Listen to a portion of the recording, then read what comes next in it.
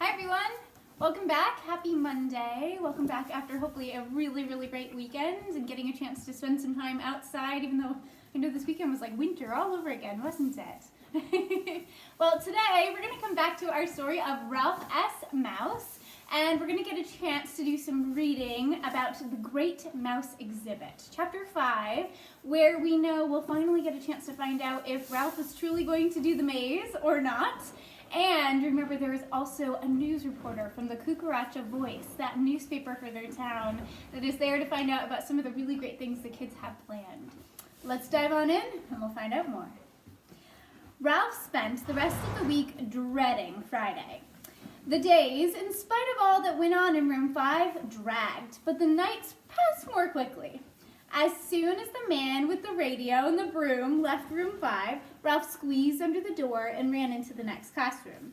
The pictures made of seeds were now hanging above the blackboard, but enough split peas and lentils had fallen on the floor to make a good meal for Ralph. In the kindergarten room, he discovered a doll's house, which he enjoyed exploring. Still, even though it had a mouse-sized bed, it lacked the comfort of the ready-chewed mouse nest in the library. One night, however, Ralph had a narrow escape. Beside the book bag on the library shelf, he discovered an interesting contraption, something like a metal snail. Okay, are you picturing this? Of course, Ralph had to investigate and found his back stuck to something he had not known about. Scotch tape. Uh-oh, he's stuck to the tape roll, Ollie. The rest of the night was spent trying to free himself. When he had almost pulled his back free, his paws were stuck. When his front paws were unstuck, the strange sticky tape trapped his back paws and his tail, too. Exhausted, Ralph managed to free himself as the first bus rolled up to the school. Wednesday morning, Ryan informed Ralph that he could not sleep in his pocket any longer because Ryan's mother said his shirts were starting to smell a little funny. Once again, Ralph's feelings were hurt. Ryan also said his mother had discovered the tiny peephole. Ralph had nipped in his shirt. Again. She would, said Ralph. Ryan defended his mother. Maybe she's fussy. I can understand that, about holes in the shirt. But she's a good housekeeper. That's why the hotel hired her, which was lucky for us because she really needed a job. Probably the mothers found something to fuss about, Ralph decided, even though his own mother was a very poor housekeeper. She is a mouse, after all. He wished Melissa were fussier as he retired to the dark and dirty tunnel of her left boot. He missed the lulling lub-dub, but found staying awake in class and paying attention to Miss Kay much easier now. The next day, someone dropped a woolly mitten, and it made a restful change from that boot. Oh, you can tell this is a well-loved book. Look at those pages. Thursday afternoon, Miss Kay said, "Ryan, don't forget to bring our guest of honor tomorrow." "I won't forget," promised Ryan, as if he did not know that Ralph was lurking at the back of the room. The next morning, after his usual night of enjoying all that the school had to offer a lonely mouse, Ralph stayed awake to groom himself because he wanted to look his best as the honored guest. The members of room 5 also wanted to look their best for the picture in the newspaper, and they came to school looking neater than usual. Even Brad was wearing a clean t-shirt. Ryan brought the finished maze to school and placed it on the table at the back of the room far above Ralph's head. Drat, thought Ralph, as he ran up Ryan's leg in hopes of a glimpse of the test that lay ahead. Ryan quickly popped Ralph into his pocket before he had a chance to look. Just before the last period, when the Great Mouse Exhibit was about to take place, Ryan pulled Ralph out and took him to Miss Kay. "Welcome, Ralph," she said. To Ryan, she said, "Put our little guest of honor in the fishbowl on my desk. Then everyone can see him."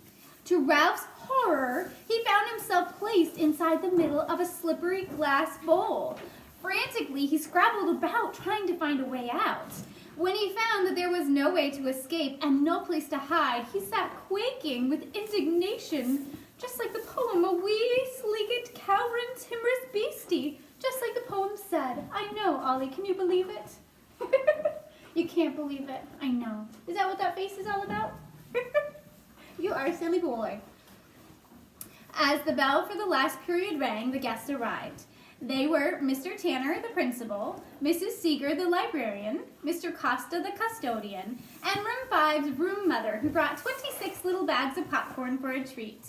The Great Mouse Exhibit was about to begin. "Where's the reporter and the photographer?" someone said.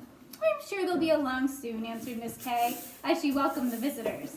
Then she introduced the guest of honor, who turned his back and tried to become invisible. She pointed out to all of the pictures of Ralph above the blackboard. "As if I looked like those," thought Ralph with a sneer. Then Miss K had some members of the class tell stories and poems about mice that they wanted to share with their guests. She called on Brad, who slouched to the front of the room, announced that he wasn't much good at poems and that his poem might not be the best. "Have confidence, Brad." And he read, "Ralph is a mouse. He is," and I'm not going to use his words here, "he is not the smartest. He's as bad as a louse. He belongs in a slum." Oh, poor Ralph. That's not very nice. With a triumphant look at Ryan, Brad slouched back to his seat.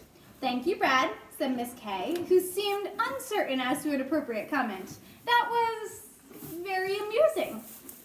Ralph thought of several impolite things he could have said as he walked around nervously in his prison, wondering how much longer he would have until he had to run that maze. He sniffed to test his sense of smell in the glass. Enclosed in the fishbowl, all he could smell was himself. A girl named Janet was next. "My poem is a limerick," she told the audience, and read, "A mouse once came to our school and quickly broke every rule. He got stuck in our paste, for he liked its good taste. So he said, 'I'll just sit here and drool.'" Maybe not quite true, although he did like the paste. The audience laughed, and Janet, flushed with pleasure at her success, returned to her seat. "That's a lie. I didn't go near room 5's paste," thought Ralph, as he trotted nervously around the fishbowl to make sure his legs still worked. Gordon, the boy who did not like to write stories and poems, don't listen, my friends, was next, but before he could begin his essay, the door opened and a young woman entered, followed by a man hung with cameras. "Sorry to be so late. We had to cover a big story about a truckload of chickens loose on the highway." The reporter from the Cucaracha Voice was out of breath. "Now go ahead with your program and pretend we aren't here." Flustered by the photographer prowling and adjusting around his lens, Gordon began to read, "Mice are rodents. They gnaw things, and there can be very many of them." He sounds a little nervous. I like his facts. "They do not," thought Ralph. He had watched Miss K multiply by writing squiggles on the chalk in the blackboard. He had never seen a mouse do any such thing. The photographer was now circling the fishbowl with the black eye of the camera aimed at Ralph. Click, click, click. "I hope he isn't around when I have to run the maze," thought Ralph, darting around the fishbowl, trying to avoid the evil eye of the camera. Gordon read on. The reporter scribbled. The photographer turned toward the audience. The class sat up straight and smiled. "Mice are harmful," Gordon read. "They destroy crops and food supplies. They kill trees by gnawing around the bark. Mice can be destroyed by traps, poison, and cats." "That's mean," thought indignant Ralph. "We aren't harmful on purpose. We're just trying to get along in a harsh world." Gordon continued. "It has been said that if you see one mouse, there are 25 mice hiding that you don't see." Ralph thought about this statement. It might be true of the inn, but it wasn't true at the Sneed Elementary. The class was silent. Mrs. Seeger looked pleased, for she had helped Gordon find information about mice. The reporter thanked Miss K for letting her visit. "Great story, great angle, sorry couldn't stay. Mayor is cutting the ribbon for the opening of the new auto parts shop, meeting of the school board." And with that apology, she dashed out the door, followed by the photographer way down with the cameras. He didn't stay very long. Uh-oh. There might be a mix-up there. Hang on tight. Ralph tried to keep his legs flexible by running short sprints around in the fishbowl. He must not let his muscles tighten before the race. Melissa was next. She paused to smile at Ralph before she announced, "The title of my story is The Strange Disappearance of Ralph." Ralph stopped sprinting to listen. Melissa read, "A mouse named Ralph lived at the house of a girl named Primrose. Primrose liked Ralph. She let him run all around the house. One day, Ralph was in the laundry room. Primrose's mother told her to take the clothes out of the dryer. Primrose did not see Ralph. Some of the clothes she pulled out of the dryer fell on top of Ralph. A nylon sock with static cling stuck to Ralph." I don't like where this is going. "When Primrose almost folded all of the clothes, she had one sock left over. The sock with Ralph stuck to it was gone. It had gone wherever socks with static cling go when they get lost. The sock and Ralph were never seen again. The end. That's quite a sad tale, although we do like our mystery socks, so maybe he's off with those mystery socks there too. The class thought the story was very funny. Ralph did not know what to think. He had learned about static cling from watching those commercials on television, but could he really stick to a sock? What a terrible thought! Just to be safe, he'd better stay away from socks from now on. Melissa was happy with the success of her story until several members of the class asked why the girl's mother had not used static spray on the wash. She just didn't, answered Melissa. I guess she didn't see the commercial on TV. I'm not so sure that a sock would really cling to a mouse, said Gordon, a thoughtful boy always interested in facts. Oh, please be quiet, said Ralph. These delays were making him very nervous. A ray of winter sunshine fell in on the fishbowl, making it so warm that Ralph actually began to pant. Gordon's remark did not bother Melissa. The sock clung to him in my story, she said, as if her answer was the end of the discussion. But the sock had to be someplace. Excuse me, sir. Why don't you come around there, buddy? That way everybody can still see the story, too. Perfect. Thanks, bud. The class took up valuable time defending Melissa's story. Oh, no, socks didn't have to be someplace. Socks disappeared at their houses all the time. They could look every place and never find them. Nobody knew where they went. Sometimes they couldn't find matching socks to wear to school. Their mothers and fathers had drawers full of socks without matching mates. Gordon did not know what he was talking about. One girl said her mother took the family's washing to the laundromat and often came home with socks that had never even been seen before. Why can't they all be quiet and let me run? Ralph began to worry lest Miss Kay think up a project to find out if a sock with static cling could stick to a mouse. The discussion came to an end when Mrs. Seeger offered to look up information on static electricity for the class. Gloria was next. My poem is a haiku. Oh, I'm so excited. We get to work on these this week too. She announced, it is a kind of poem the Japanese write.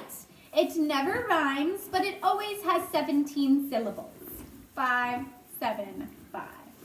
Gloria paused a moment until she had the complete attention of the class before she read.